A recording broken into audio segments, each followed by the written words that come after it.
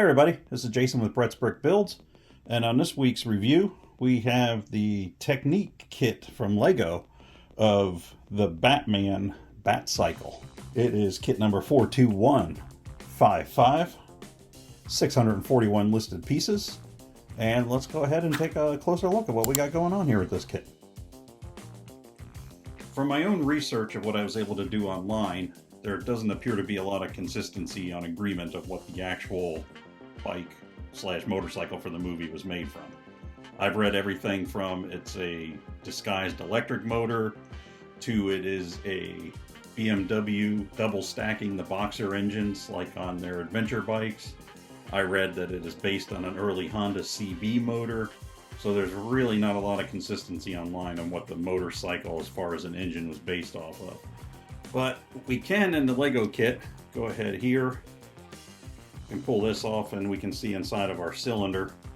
And when we turn the wheel, we get the cylinder coming, or the piston inside the cylinder coming up and down. Give you that reaction that they've done with so many other motorcycle and other car models.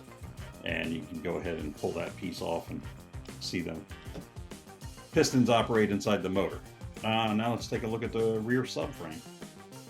Much as what I was able to read about the motor and really finding no consensus on what it was based off of, I was also not really able to find out what the frame of the motorcycle was based off of. I read that it was based off of a Suzuki Hayabusa with the stretched out rear swing arm. I read that it was made off of a Ducati Monster, their kind of aggressive standard street bike model that they had. But again, really no agreement on anything I was able to find of substance that said what the bike was actually built out of to begin with. So it looks like it may just be Hollywood fantasy or parts slapped together. It does have dual shocks in the rear rather than a single swing arm shock, which is popular on many of the sport bikes. It does have a very wide rear tire here, you can take a look of, and that's actually double the width of the front wheel, because when you build the rear wheel, you put together two of the front rims to make a rear rim here. It does have a center stand on it, but with the center stand down, the rear tire is still on the ground, so it's not as practical or realistic as a real type of center stand that you would have. It does have the moving chain assembly, as you can see here. That went together pretty nicely. One thing is, when you do pop up the center stand, it doesn't have a stopper or anything on it, so when the center stand's all the way up, unless you stop it, it will go up into the chain and then you get it rubbing on it there. So if you're going to play with it and push it around, you got to keep that down a little bit. I'll go ahead and pop that all the way back down.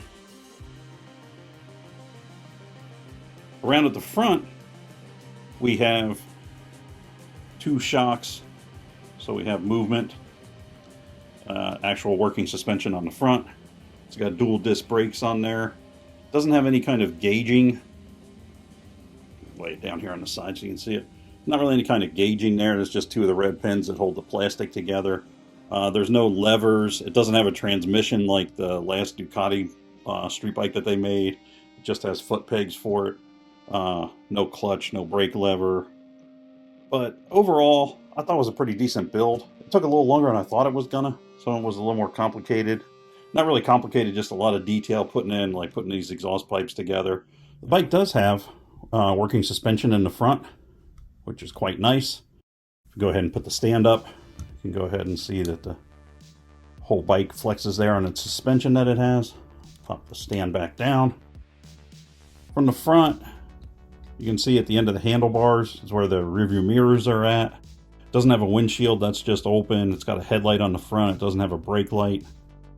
Doesn't have any levers as far as clutch or brake or shift or anything like that, like a real motorcycle would have. I think that's part of the price point, that this is like a $50 kit compared to the new $250 Yamaha kit. It does have on top of the gas tank, looks to be like the fill cap right there. It's got the seat that moves back that way.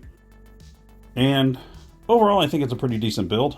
I had fun building it. It took a little longer than I thought it was gonna. There's a lot of as you can see, the red tips of a lot of those red Technic pins that are involved in the build. Had a little bit of trouble getting the tires on, but it's just a matter of being patient and popping them on there so they look like the bead is actually on properly on the rim and whatnot.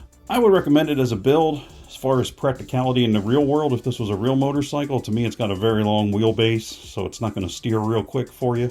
It's going to be very stable, but it's not going to be move on a hair kind of handling. To me, if the Batman was running around the city a lot, he should have like a pretty hyped up, maybe like a 450 dirt bike or something with some different kinds of, maybe more street friendly tires. But that's just my opinion, being a motorcycle guy. So that was kit number 42155, the Batman Batcycle from the Lego Technic line.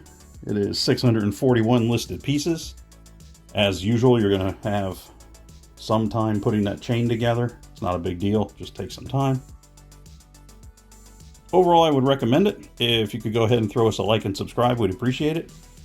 And we'll be back next week with another review of our previous ASMR / I don't know what we're building next, honestly. I have to go back and see what comes up on the poll for this week, but whatever's next, that's what we'll be reviewing next. So we'll see you next time, and thanks for stopping by.